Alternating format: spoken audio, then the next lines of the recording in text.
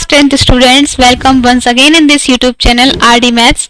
और आज की क्लास में हम स्टार्ट करने जाएंगे chapter number 3 of NCERT mathematics.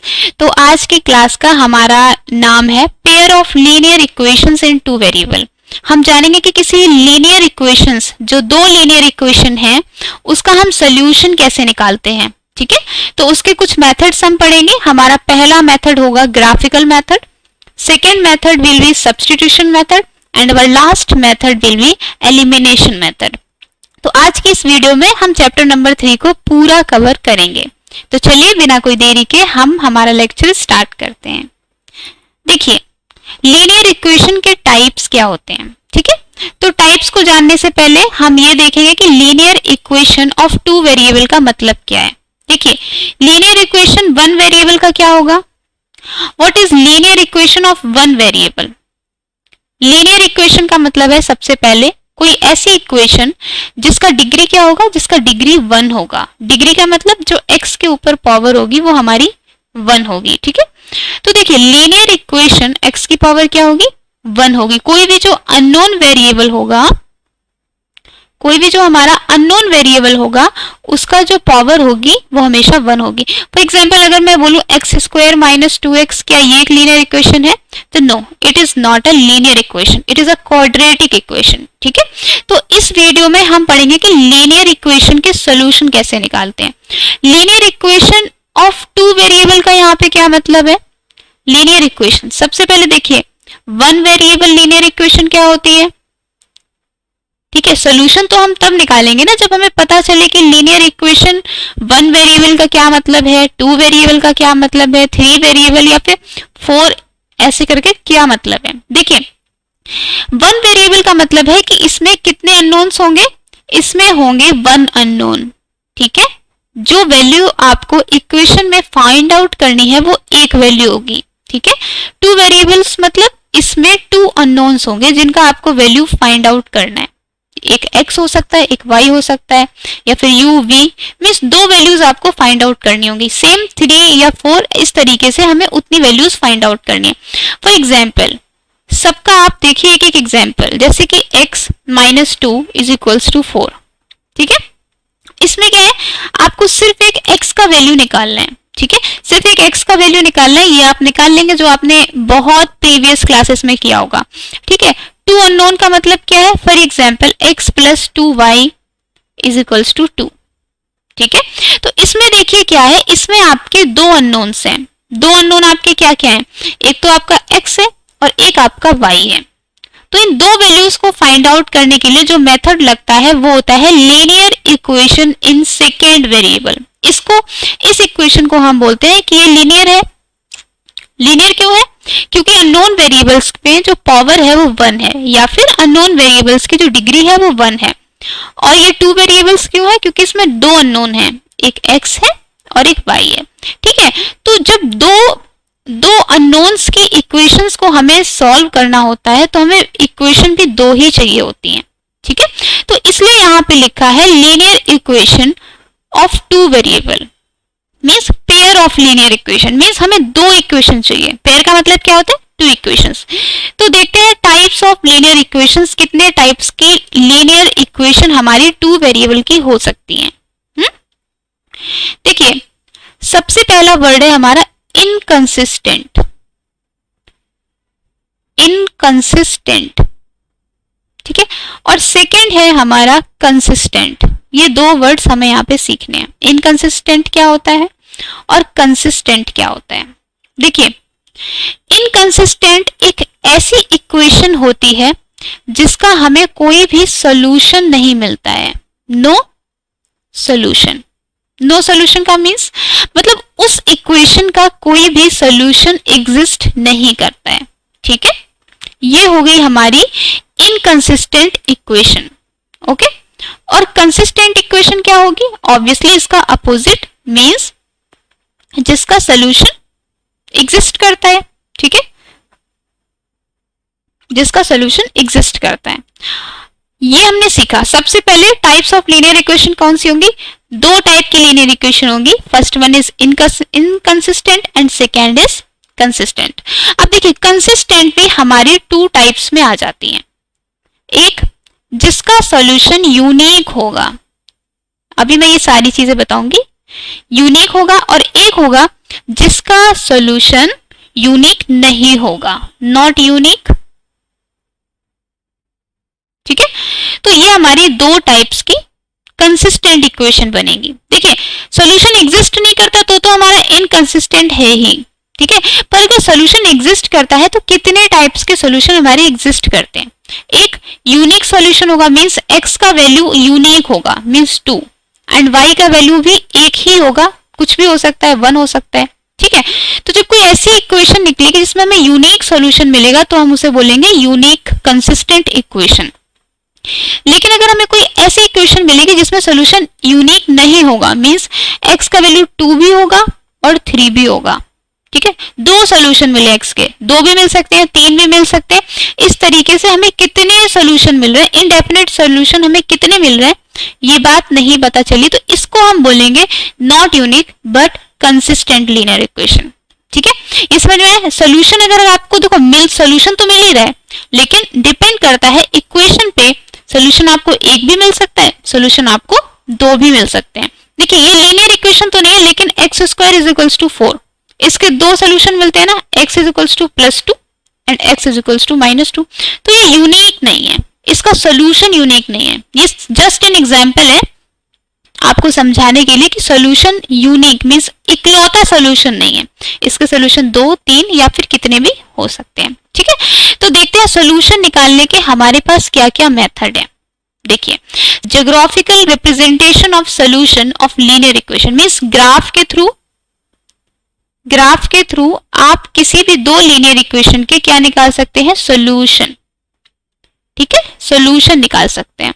कैसे निकाल सकते हैं, देखिए पहली चीज मैंने बताई कि आपका सॉल्यूशन इनकंसिस्टेंट होगा। ठीक है, पहली तो आपका ये चीज है कि आपका सॉल्यूशन इनकंसिस्टेंट होगा।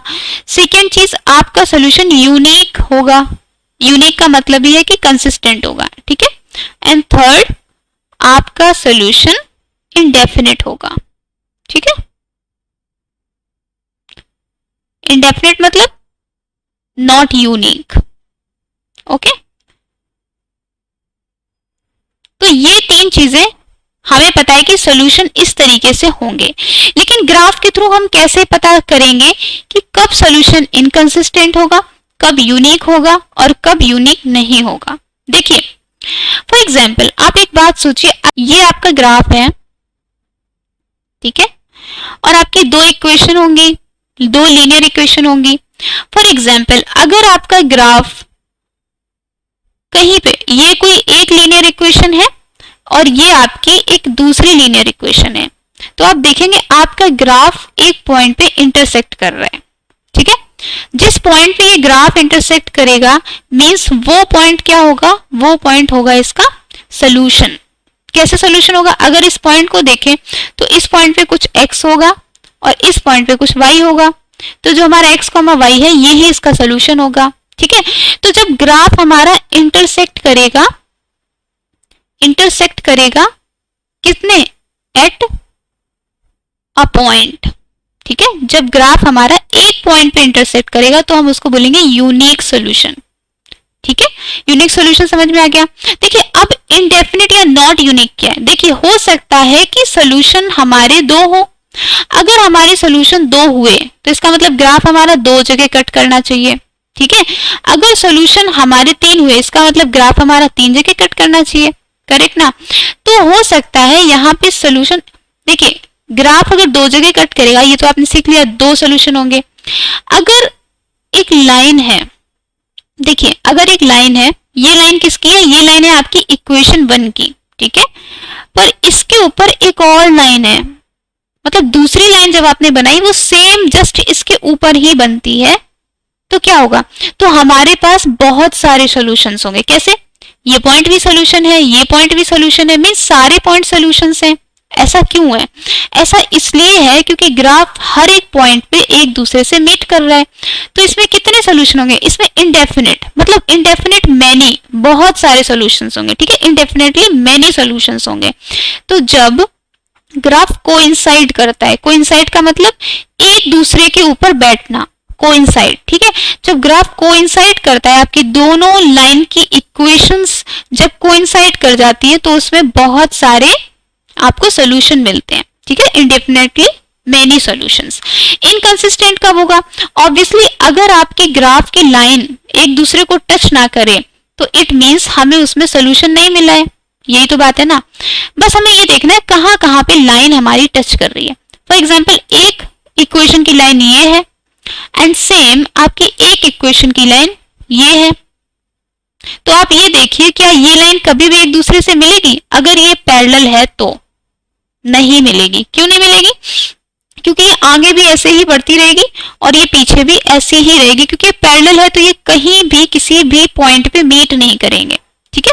सो इनकंसिस्टेंट मतलब नो सॉल्यूशन, इस ग्राफ का कोई भी सॉल्यूशन एग्जिस्ट नहीं करता। तो इनकंसिस्टेंट के हम ग्राफ देख के कैसे पता लगा सकते हैं? हम ऐसे पता लगाएंगे इफ अगर हमारी लाइंस क्या है, पैरेलल है and do not meet. Obviously जब पैरेलल होंगी तो मिलेंगी नहीं एक दूसरे से। तो ग्राफ देख के आप इस हिसाब से पता लगा सकते हैं कि आपके लीनियर इक्वेशंस का सॉल्यूशन क्या है, इनकंसिस्टेंट है या कंसिस्टेंट है, यूनिक है या फिर इंडेफिनेटली मेनी सॉल्यूशंस एग्जिस्ट करते हैं। देखिए ये आपका पहला क्वेश्चन है, x minus 2y is equals to 0 and 3x plus 4y is equals to 20। इसका हम ग्राफ कैसे बनाएंगे? इसका हम ग्राफ बना के देखते हैं। देखिए x minus 2y is equals to 0 means x is equals to 2y। सबसे पहले हम किसका ग्राफ बनाएंगे? x is equals to 2y की लाइन का बनाएंगे। x को जब मैंने 0 लिया तो y भी हमारा 0 था, ठीक है। y को जब मैंने 1 लिया तो x क्या था? x हमारा 2 था, x ये 2 है, और जब मैंने क्या लिया? y को 1 लिया, एक पॉइंट ये मिला। y जब 2 था तो x हमारा क्या था? x हमारा 4 था, मीन्स दिस पॉइंट, ठीक है। तो x is equals to 2y आपका एक ऐसी लाइन बनेगी, ठीक है।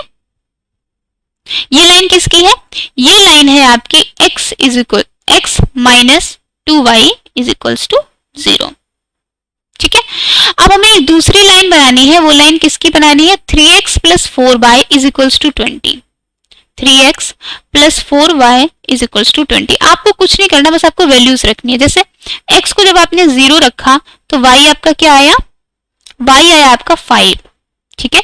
तो x को जब 0 रखा तो y 1 2 3 4, देखिए ये 5, ये पॉइंट है आपका 0,5। पहला पॉइंट हमें मिल गया। सेकेंड, हम y को 0 रखेंगे। जब हमने y को 0 रखा तो आपका x क्या आया? 20/3। 20/3 क्या होगा? लगभग 6.66, ठीक है। तो 6.6 हमें कहा x एक्सिस पे हमें 6.6 को ढूंढना है, तो ये होगा आपका 4 5 एंड देन 6 समथिंग, ये पॉइंट 6 के आगे और 7 के पीछे, ठीक है। तो एक लाइन हमारी बनेगी ऐसी, ठीक है। तो अब आप देख रहे हैं ये किसका है? ये है आपका 3x plus 4y is equals to 20। देखिए मैंने दोनों इक्वेशन का अलग अलग क्या बनाया? अलग अलग मैंने एक ग्राफ बनाया। अब आपको समझ में आ रहा है ग्राफ एक दूसरे पे मीट कहाँ कर रहा है? ये ग्राफ एक दूसरे पे सिर्फ एक डायरेक्शन को कट कर रहा है, जो कि है दिस P पॉइंट, ठीक है। अगर ये ग्राफ एक दूसरे को P पॉइंट पे कट कर रहा है, मीन्स क्या लगता है ये ग्राफ कहीं और कट करेगा जाके? पहले ये देखिए, क्या ये ग्राफ आपका कहीं और कट करेगा? नहीं करेगा। क्यों? क्योंकि ये लाइन आपकी ऐसे जाती जाएगी आगे को, और ये वाली लाइन आपकी इधर जाती रहेगी। कहीं कोई पॉइंट है ही नहीं जहां पे ये मीट करे। Means since lines cut at one point, तो इसके सॉल्यूशंस कितना होगा? सॉल्यूशन होंगे इसके यूनिक सॉल्यूशन। यूनिक सॉल्यूशन क्या होगा? सॉल्यूशन होगा यूनिक। और सॉल्यूशन निकालेंगे कैसे? देखिए जब आप ये ग्राफ पेपर पे बनाएंगे तो आपको ये एग्जैक्ट पॉइंट मिल जाएगा यहाँ पे। तो exact point obviously coordinate plane है तो आपको कार्टेशियन पॉइंट्स मिलेंगे।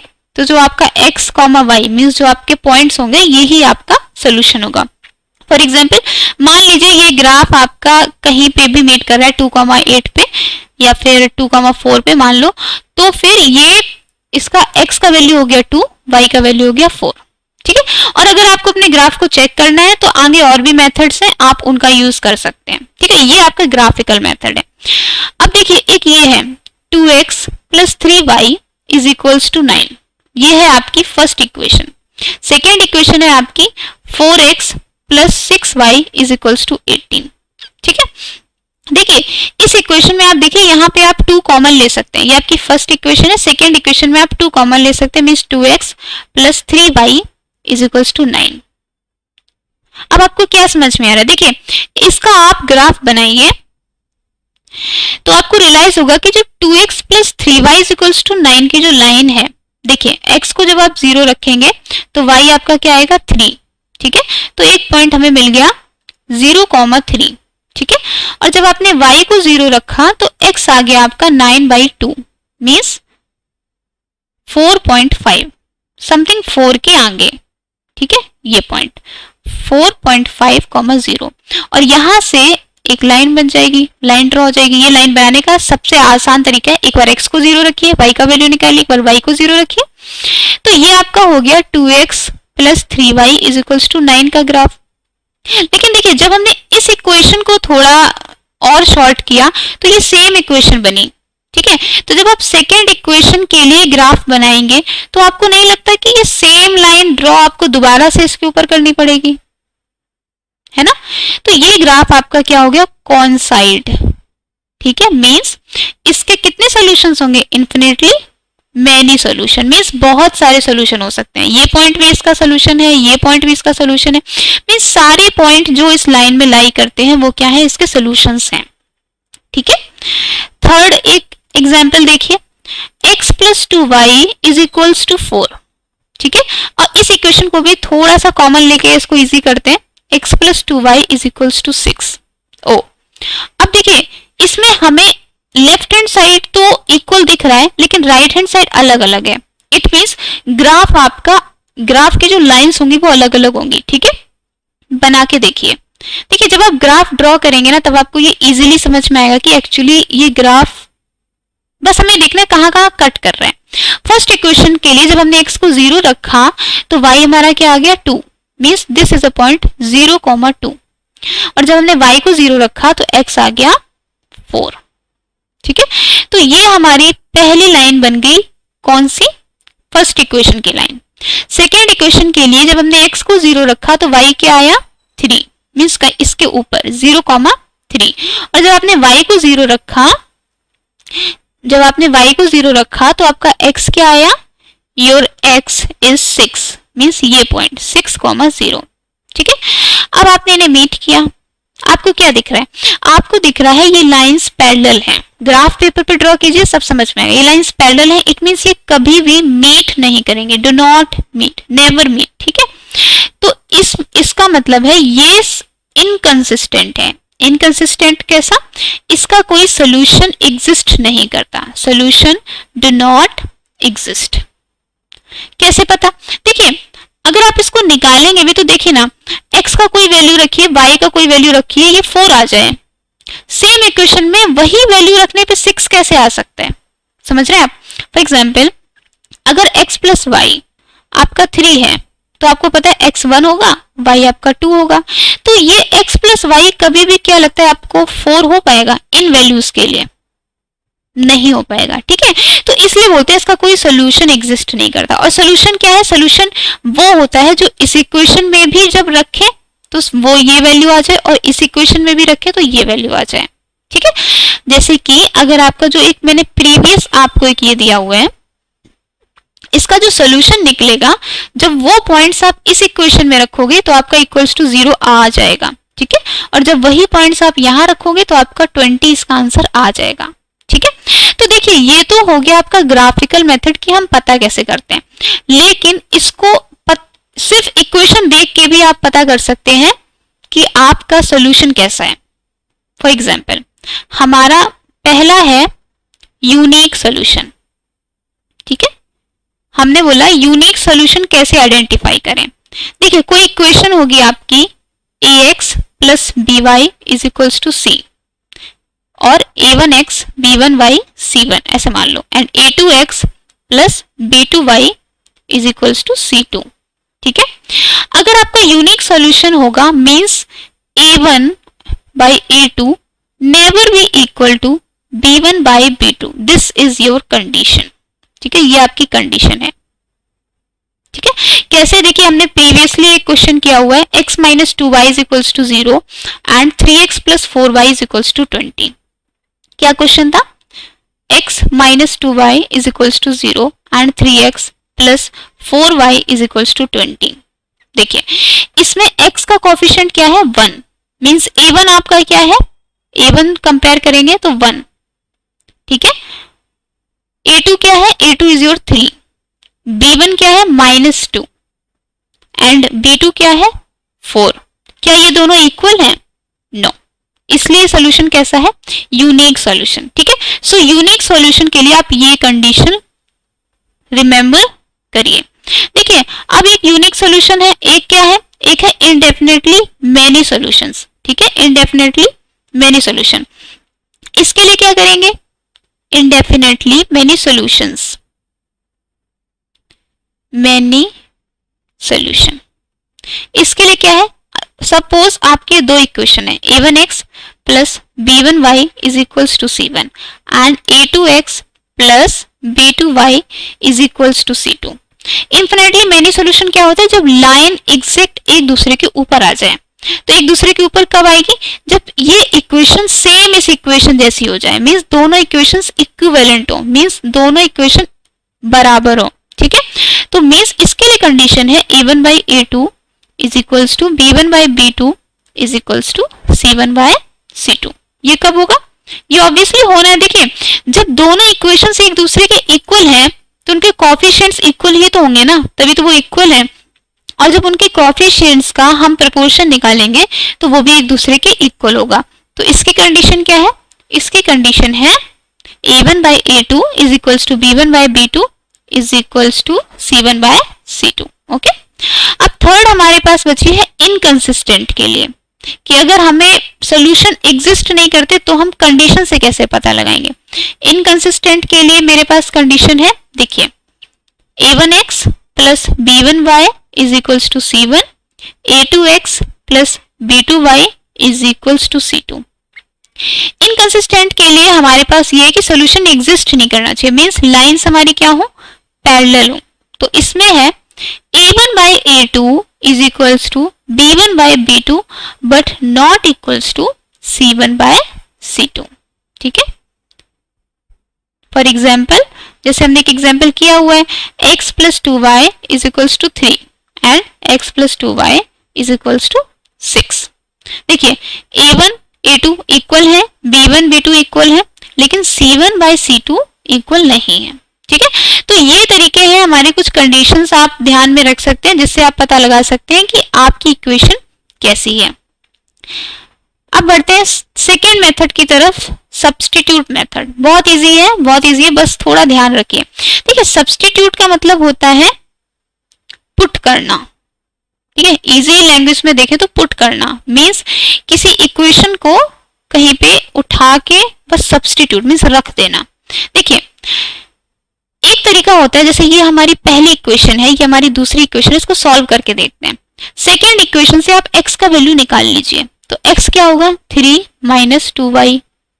ठीक है, x हमारा क्या हो गया? 3 माइनस 2y। अब हमें क्या करना है? इस x को फर्स्ट इक्वेशन में पुट करना है। या तो आप फर्स्ट इक्वेशन से x को निकाल लीजिए या फिर आप सेकेंड इक्वेशन से निकाल लीजिए। मुझे सेकेंड इक्वेशन से निकालना इजी लग रहा है। क्यों?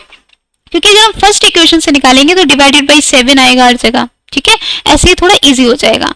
तो 7x, x की जगह मैंने ये वाली वैल्यू पुट की, 3 minus 2y minus 15y is equals to 2। देखिए अब सारी इक्वेशन एक वेरिएबल में आ गई। जब हम ब्रैकेट खोलेंगे 21 minus 14y minus 15y is equals to 2। ठीक है, जब हमने ये किया तो हमारी इक्वेशन यहाँ पे बन के आ गई। अब आप देखिए ये तो बहुत इजी हो जाएगा हमारे पास निकालना। 21 minus 2 is equals to 14 plus 15 means 29y। ठीक है, यहां से आप y को निकाल सकते हैं। y क्या हो जाएगा 19/29। ठीक है, ये y हो जाएगा हमारा। अब इस y का वैल्यू y हमारा निकल गया, और अब इस y को जब हम लोग x में पुट करेंगे, इस y को जब हम लोग x में पुट करेंगे तो हमें क्या निकल जाएगा, हमें x का वैल्यू निकल जाएगा। ठीक है, इसको आप सॉल्व कर लीजिए और आप x का वैल्यू निकाल लीजिए। तो ये होता है हमारा सब्स्टिट्यूट मेथड। ठीक है, और इसमें सोल्यूशन यूनिक निकलेगा, ये कैसे पता लगेंगे, ये जो हमने पुरानी कंडीशंस देखी हैं उससे। देखिए, एक हमने क्वेश्चन अभी थोड़ी देर पहले किया हुआ है, ये वाला x minus 2y is equals to 0, 3x plus 4y is equals to 20। इसको सब्स्टिट्यूट मेथड से कैसे करेंगे, देखिए x minus 2y is equals to 0 and 3x plus 4y is equals to 20. ठीक है, this is your first equation, this is your second equation. First equation से हम x का वैल्यू निकाल ले रहे, तो x का वैल्यू क्या आया 2y। ठीक है, अब सेकेंड इक्वेशन में जहां जहां पे x है आपको 2y रखना है, तो 3x की जगह आपने क्या रखा 2y plus 4y is equals to 20, 6y plus 4y is equals to 20 means 10y is equals to 20 and y is equals to 2। y का वैल्यू आ गया। अब इस y अगर आपका y अगर 2 है तो आपका x क्या हो जाएगा, x हो जाएगा आपका 4। ठीक है, तो उस मीन्स वो जो ग्राफ हमारा वो ग्राफ जो हमारा कट कर रहा था, जो भी ग्राफ हमने बनाया था वो किस पॉइंट पे कट करेगा 4,2 पे। एक बार देखते हैं हमने कौन सा ग्राफ बनाया था, हमने बनाया था एक ग्राफ जो कि 4,2 पे कट करेगा, मींस ये पॉइंट आपका होगा 4,2, पी पॉइंट आपका क्या होगा 4,2। तो ऐसे करके आप सोल्यूशन निकाल सकते हैं। अब देखिए, जब आप इस 4,2 को पुट करेंगे, आप कहीं किसी इक्वेशन में x का वैल्यू 4 रखिए, y का वैल्यू 2 रखिए, आपका आंसर यही आ जाएगा। जब आप यहाँ 4 रखेंगे मीन्स 4 माइनस 2 टू द 4 0 आ गया, यहाँ पे x का वैल्यू 4 रखिए, y का वैल्यू 2 रखिए, 20 आ जाएगा। सो this is substitute method. Substitute बहुत इजी लगा होगा आपको, है ना।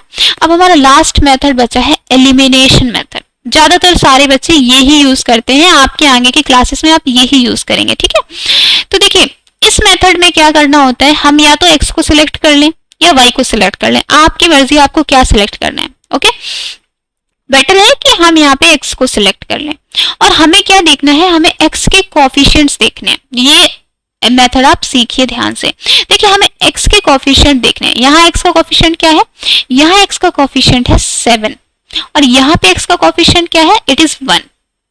ठीक है, और आपको ये कोफिशिएंट एक जैसे बनाने हैं किसी चीज से मल्टीप्लाई करके। ठीक है, पहली चीज तो ये कि इस कोफिशिएंट का मल्टीप्लाई आप इस इक्वेशन में कर दीजिए। ठीक है, और इसके कोफिशिएंट का मल्टीप्लाई आप फर्स्ट इक्वेशन में कर दीजिए। ठीक है, तो ये चीजें एक जैसी बन जाएंगी। कैसे बन जाएंगी, देखिए देखिए, जब 1 में मल्टीप्लाई करेंगे तो ये इक्वेशन आपकी एक जैसी रहेगी। ठीक है, और यहां पे जब 7 का मल्टीप्लाई करेंगे तो देखिए 7 का मल्टीप्लाई x में किया इज 7x। अब 7 का मल्टीप्लाई 2y में करेंगे, मींस सब जगह पे मल्टीप्लाई होगा, इट इज 14y। ठीक है, अब 7 का मल्टीप्लाई हम यहां करेंगे 21। ठीक है, अब देखिए हमने एक चीज देखी कि हमारा 7x और 7x एक जैसा हो गया, हमें ये एक जैसा ही करना है। ठीक है, इसको एलिमिनेशन इसलिए बोलते हैं, एलिमिनेशन मतलब एक चीज को हटा देना, एक चीज को काट देना। ठीक है, कैंसिल कर देना।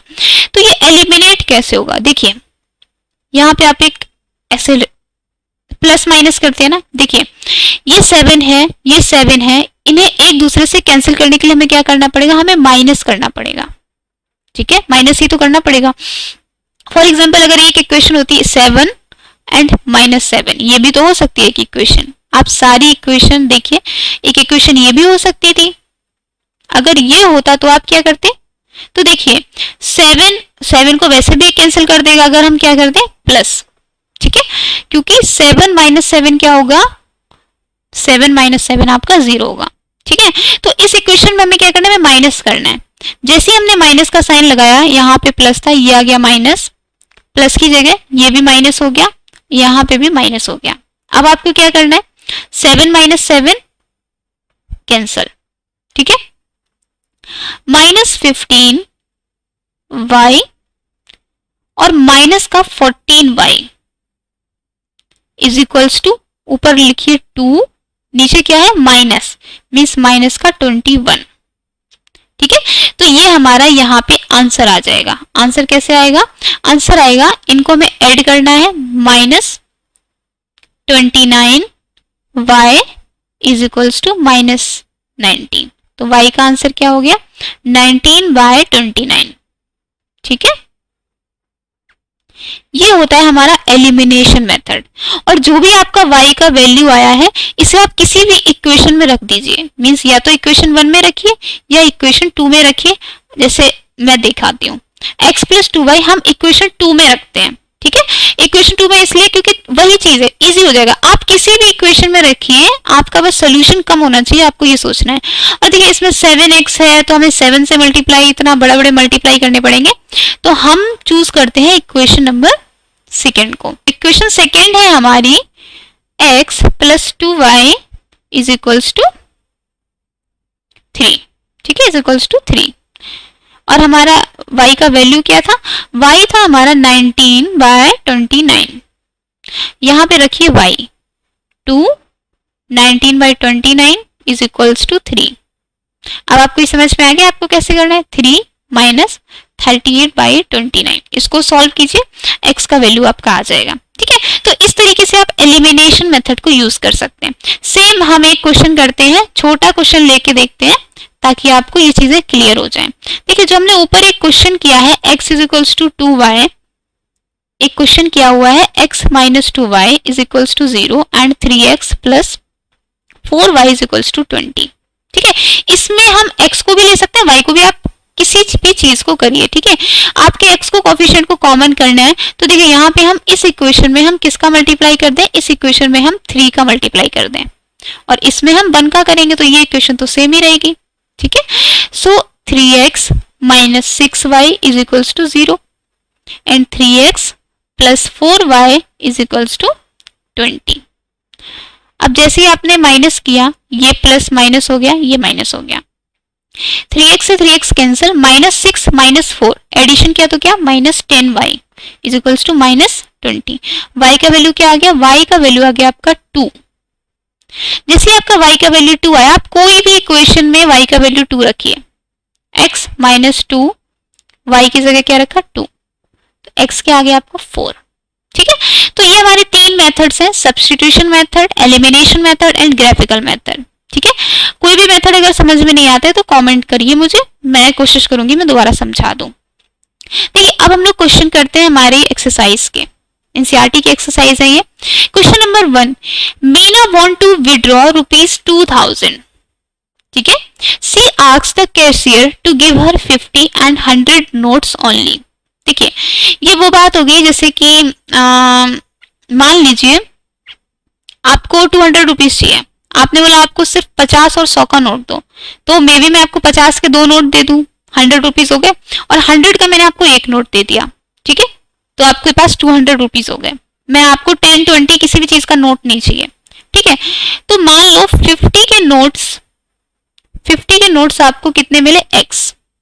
हमें क्वांटिटी नहीं पता ना, हो सकता है 50 के नोट ज्यादा दे दे, 100 के नोट कम दे दे, ठीक है, 100 के नोट ही 20 दे दे, 50 के नोट ही ना दे, तो ऐसा भी हो सकता है, ठीक है। और 100 के नोट उसने कितने दिए, 100 के नोट उसने दिए y, ये आपको लेट कर लेना है, ठीक है। तो देखिए अगर उसने 50 के नोट्स आपको x दिए हैं, फॉर एग्जाम्पल अगर एक नोट का कीमत कितना होगा 50 रुपीज, 2 नोट हुए तो कितने हो जाएंगे 100 रुपीज, x नोट हुए तो कितना हो जाएगा 50x, ठीक है। और अगर आपके y नोट हुए, जैसे देखिए एक नोट हुआ 100 का तो कितने रुपए बनते हैं 100 रुपीज, 2 नोट हुए 100 के तो कितने रुपए बने 200 रुपीज, मीन्स 100 का मल्टीप्लाई कर रहे हैं। ऐसे y नोट हुए तो कितने रुपीज बने 100y, और ये सारे रुपीज कितने होने चाहिए 2000, ठीक है, so this is your first equation. आप इसको थोड़ा सा इजी कर लिए, 50 को कॉमन लीजिए, this is x plus 2y is equals to 40। ठीक है, so this is your first equation. Second equation बनाने के लिए Meena got 25 notes of ₹50 and ₹100 से रिसीव्ड। बोल रहे हैं उसको टोटल 25 नोट्स मिले हैं। ठीक है, टोटल उसको कितने नोट्स मिले? 25 मीन्स x नोट, x 50 के नोट मिले हैं, x कितने नंबर मिले हैं? x 100 के नोट उसने कितने दिए? y, और टोटल नोट उसे कितने मिले? 25। हमें नहीं पता, हो सकता है 10 नोट इसके हों, 15 नोट इसके हों, है ना, हो सकता है 10 नोट इसके हो, 15 इसके हो, तो 25 हो जाएंगे। हो सकता है 20 इसके दे दियो, 5 इसके नोट दिए हो सिर्फ, तो कुछ भी पॉसिबिलिटी है। तो इसलिए हम कहेंगे x प्लस वाई मीन्स दोनों नोट मिला के वैल्यू है 25। ये आपकी दो लीनियर इक्वेशन बन गई।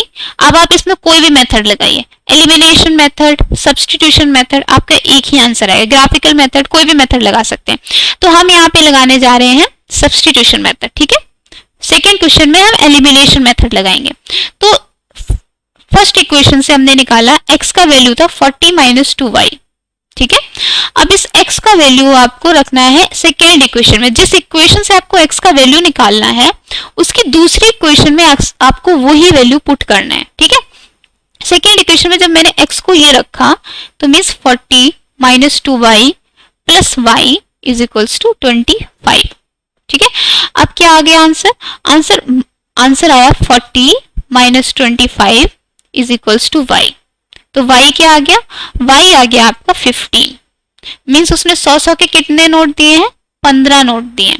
ठीक है, तभी तो 1500 रुपए ही हो गए। और उसने बचे हुए नोट कितने होंगे? ऑब्वियसली आपका x क्या हो जाएगा?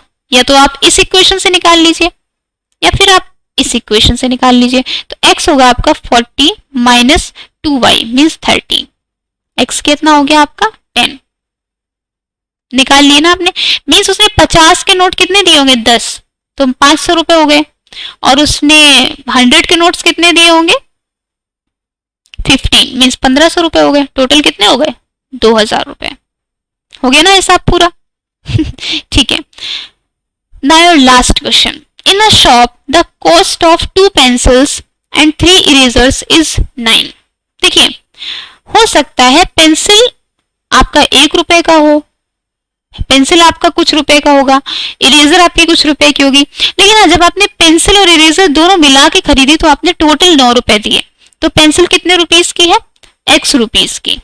इरेजर कितने रुपीस की है? y रुपीस की।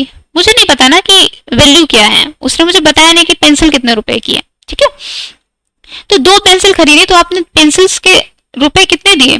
2x। फॉर एग्जाम्पल अगर पेंसिल 2 रुपए की है तो आपने पेंसिल के 4 रुपए दिए होंगे, और इरेजर आपकी कुछ और रुपए की होगी।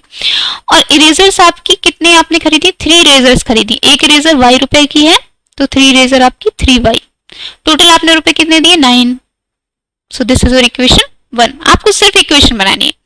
And the cost of 4 pencils and 6 erasers is ₹18। ठीक है, 4 पेंसिल की cost means 4x plus 6y कितनी है? 18। ओके, अब मैंने बोला इसको आप थोड़ा इसमें आप देखिए कॉमन ले सकते हैं। ठीक है, so 2x plus 3y is equals to 9। कोशिश करिए कि आप कॉमन ले लें। ठीक है, कॉमन लेने से क्या होता है कि हमारी इक्वेशंस थोड़ी छोटी हो जाती हैं। देखिए, अब आप ये देखिए इक्वेशन कैसी है? बराबर। जहां इक्वेशन बराबर है आपको क्या याद आया? आपको याद आया कि ये कोइंसाइड्स करेंगे। कोइंसाइड मतलब दोनों लाइन एक दूसरे के ऊपर एक्यूरेट बैठी होंगी। कैसे? a1 by a2 is equals to b1 by b2 is equals to c1 by c2। ठीक है, तो इसके कितने आंसर्स हो सकते हैं? इसके इंडेफिनेटली मैनी। ठीक है, indefinitely many solutions, indefinitely many solutions. इसके बहुत सारे सॉल्यूशंस हो सकते हैं। अब ये सॉल्यूशंस कैसे निकालेंगे? इसके लिए आप ग्राफ बनाइए। ठीक है, graph is your best method जब आप इंडेफिनेटली मेनी सॉल्यूशंस की बात आए। ठीक है, so 2x plus 3y is equals to 9। देखिए, ग्राफ बनाइए। x 0 था तो y क्या था आपका? 3 मीन्स 0, 3। ठीक है, और जब आपका y 0 था तो x था 4.5, 0। ठीक है, इस लाइन में पढ़ने वाले हर एक पॉइंट आपका क्या होगा, इस लाइन में पढ़ने वाला हर एक पॉइंट आपका सोल्यूशन होगा। ठीक है, इस तरीके से आप ग्राफ बने, मेरे पास यहाँ ग्राफ पेपर है नहीं तो मैं एग्जैक्ट सोल्यूशन इसका आपको बताती। आप जब इसमें ग्राफ पेपर में 0,3 और सारी लाइंस को यहाँ पे देखिए तो आपको इसका एग्जैक्ट सोल्यूशन मिल जाएगा, तो इसलिए इसके मेनी सोल्यूशंस होंगे। तो इसके साथ आपका यहाँ पे लीनियर इक्वेशन कि जितने भी सॉल्यूशंस के मेथड थे आपने यहाँ पे क्लियर कर लिया। आपका चैप्टर नंबर 3 यहाँ पे कवर अप हो गया है पूरा। अगर आपको ये वीडियो अच्छी लगती है तो आप वीडियो को लाइक कीजिए, चैनल को सब्सक्राइब कीजिए और उन बच्चों तक पहुंचाइए जिनको लगता है कि वीडियो हेल्पफुल हो सकती है। तब तक के लिए टेक केयर, बाय बाय।